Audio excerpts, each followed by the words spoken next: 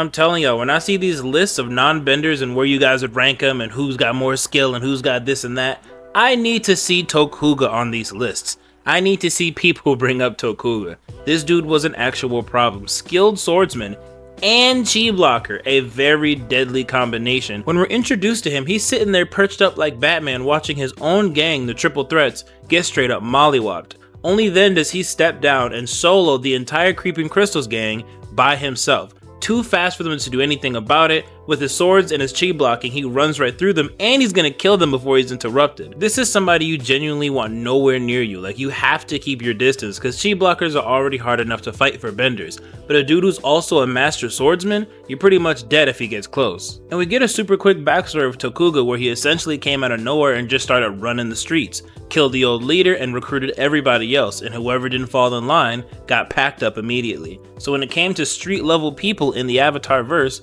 this dude was on top for a while. Now, as if Tokuga wasn't dangerous enough, he's hired to clear out the land around the spirit portal because obviously the airbenders are defending it. This inadvertently angers the spirits, and one of them forcefully deforms him, something we saw during the Wand story, where if a spirit gets pissed off, they can jump through your body for a few seconds and you are deformed forever. Now, in my opinion, the way Tokuga actually uses this, it only made him a more difficult adversary to actually take down. So on top of him already being a threat when it came to physical combat, with this new spirit part of his body, he's got increased range and speed. So now when it comes to fighting people like Korra, after she threw one blast at him, before she could even get another one out, he's able to grab her arm and fling her to the side. And of course, when Korra has enough of this little skirmish, he goes into the Avatar state, but he's not an idiot. Throughout the comic, he's pretty good at forming different plans, and this time he has Asami. So of course, Korra has to let him go, or Asami dies. And we see another benefit of this new spiritual enhancement, is what I'm gonna call it, because he gets his hand stuck in a crystal by one of the creeping crystals, and of course his human hand can't break out, but with his new tentacle hand, he can easily smash it.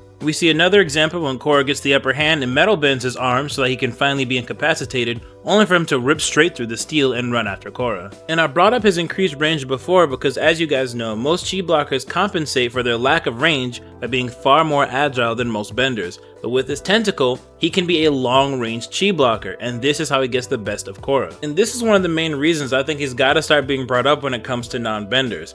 Master swordsman, already incredibly skilled combat-wise. He was already a chi blocker, and now with his half-spirit physiology, he's stronger and can chi block from further away. So it's really hard to get around somebody like this. Now, after chi blocking Korra, he does actually fall out of the blimp and gets his tentacle arm chopped off. I personally believe this shit's just gonna grow back, but just another example of how OP this dude is now is he actually survives this fall and he's relatively okay by the end of the comic. So Tokuga is not caught. We don't know what's going on with him. He's a half human, half spirit man, and we don't have that much backstory on him. So I think there's a lot of room to do something with a character like this. But let me know what you guys think about Tokuga as a villain and if you want to see him come back. And I really want to know where you guys would rank him in terms of non-benders. Who do you think he could spank, or who would run right through him? I hope y'all enjoyed the video, and I'm gonna catch you on the next one.